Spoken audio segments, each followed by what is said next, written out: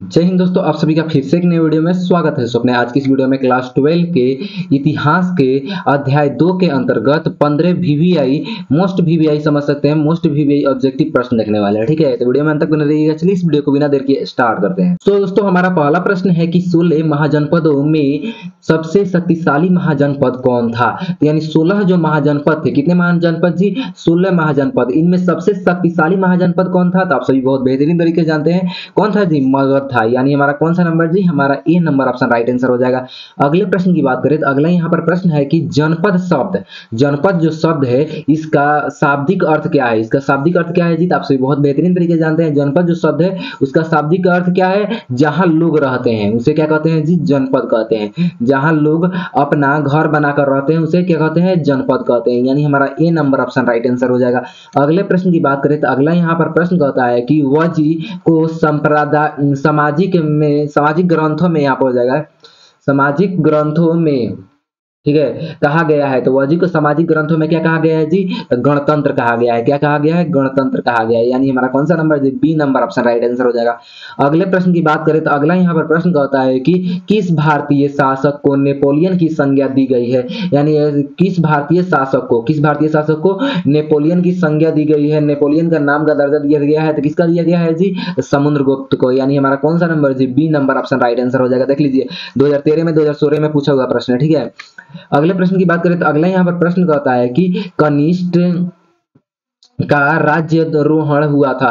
तो इसके जो कनिष्ठ थे उनका कनिष्ठ का राज्यारोहण कब हुआ था जी? तो 78 ईसा पूर्व में। कब जी? 78 एडी में। यानी हमारा कौन सा नंबर जी? हमारा B number option right answer हो जाएगा। अगले प्रश्न की बात करें तो अगला यहाँ पर प्रश्न कहता है कि प्राचीन भारत में धर्म की शुरुआत किस शासक ने की थी? तो प्राचीन भारत में धर्म की शुरुआत किसने किया था? तो अशोक ने। किसने किया था जी? अशोक ने किया था ना जी। यानी हमारा कौन सा नंबर जी? हमारा C number option right answer हो जाएगा। 2016 में 2018 में पूछा हुआ प्रश्न है। ठीक, अगले प्रश्न की बात करें तो अगला यहाँ पर प्रश्न कहता है कि गुप्त वंश के किस शासक को भारत का नेपोलियन कहा गया जाता है? ये ठीक, तो गुप्त वंश के किस शासक को, गुप्त वंश के किस शासक को भारत का नेपोलियन कहा जाता है जी? तो अभी आपको ऊपर बतलाएं किसको कहा जाता है? समुद्रगुप्त को कहा जाता है। यानी हमारा कौन सा नंबर जी? B number option right answer हो जाएगा। अगले प्रश्न की बात करें तो अगला यहाँ पर प्रश्न कहता है कि गुप्त काल में कौन सी चीनी यात्री, गुप्त काल में कौन से चीनी यात्री भारत आया था? तो कौन सा चीनी यात्री जो था भारत आया था जी? तो आप सभी बहुत बेहतरीन तरीके से जानते हैं कौन आया था? फयान आया था। कौन आया था जी? फयान आया था। गुप्त काल में कौन आया था? फयान आया था। यानी C number option right answer हो जाएगा। 2014 में 2019 में पूछा हुआ प्रश्न है। ठीक, अगले प्रश्न की बात करें तो अगला यहाँ पर प्रश्न कहता है कि अर्थशास्त्र के लेखक कौन है? यानी अर्थशास्त्र जो पुस्तक है इसके लेखक कौन है जी? तो आप सभी बहुत बेहतरीन तरीके से जानते हैं कि कौन है? वाल्मीकि, मनु, कौटिल्य या शंखनीति। तो आप सभी बहुत बेहतरीन तरीके से जानते हैं। इसका राइट आंसर क्या हो जाएगा? देख लीजिए 2015 में, 2016 में, 2020 में 3 साल पूछा हुआ प्रश्न है। ठीक है, तो इसका राइट आंसर हो जाएगा किसने लिखा था? कौटिल्य ने लिखा था। यानी हमारा C number option right answer हो जाएगा। कौन सा? C number. ठीक, अगले प्रश्न की बात करें तो अगला यहाँ पर प्रश्न है कि प्रयाग प्रशस्ति की रचना किस भाषा में की थी? यानी प्रयाग प्रशस्ति की रचना किसने की थी? सॉरी, प्रयाग प्रशस्ति की रचना किसने की थी? तो आप सभी बहुत बेहतरीन तरीके से जानते हैं किसने किया था?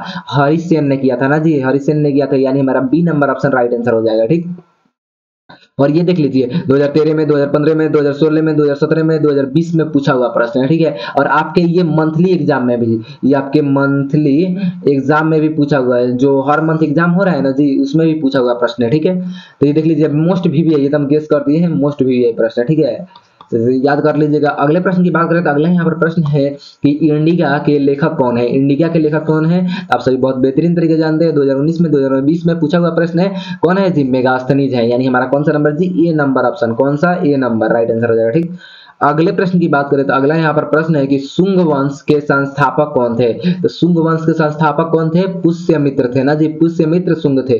पुष्यमित्र कौन थे? शुंग थे। यानी हमारा कौन सा नंबर जी? हमारा ए नंबर ऑप्शन राइट आंसर हो जाएगा। ठीक, अगले प्रश्न की बात करें तो अगला यहाँ पर प्रश्न है कि समुद्रगुप्त की तुलना किस यूरोपीय शासक से की गई है? समुद्रगुप्त की तुलना किस यूरोपीय शासक से की गई है? तो नेपोलियन से की गई है। यानी हमारा कौन सा नंबर जी? B number option right answer हो जाएगा। ठीक, अगले प्रश्न की बात करें तो अगला यहाँ पर प्रश्न है कि कलिंग की लड़ाई, जो कलिंग की लड़ाई हुई थी, अशोक जो लड़ा था वो कहाँ और कब हुई थी? तो कहाँ यहाँ पर हटा दीजिए, कहाँ हुआ था? तो उड़ीसा उड़ीसा में है जी, कर लेंगे एक स्थान, ठीक है। और कब हुआ था, तो ये हुआ था 261 ईसा पूर्व में। कब जी, 261 बीसी में। कब जी, 261 बीसी में। यानी हमारा कौन सा नंबर जी, हमारा ए नंबर ऑप्शन राइट आंसर हो जाएगा, ठीक। चलिए मिलते हैं अपने अगले वीडियो में, तब तक के लिए जय हिंद, वंदे मातरम।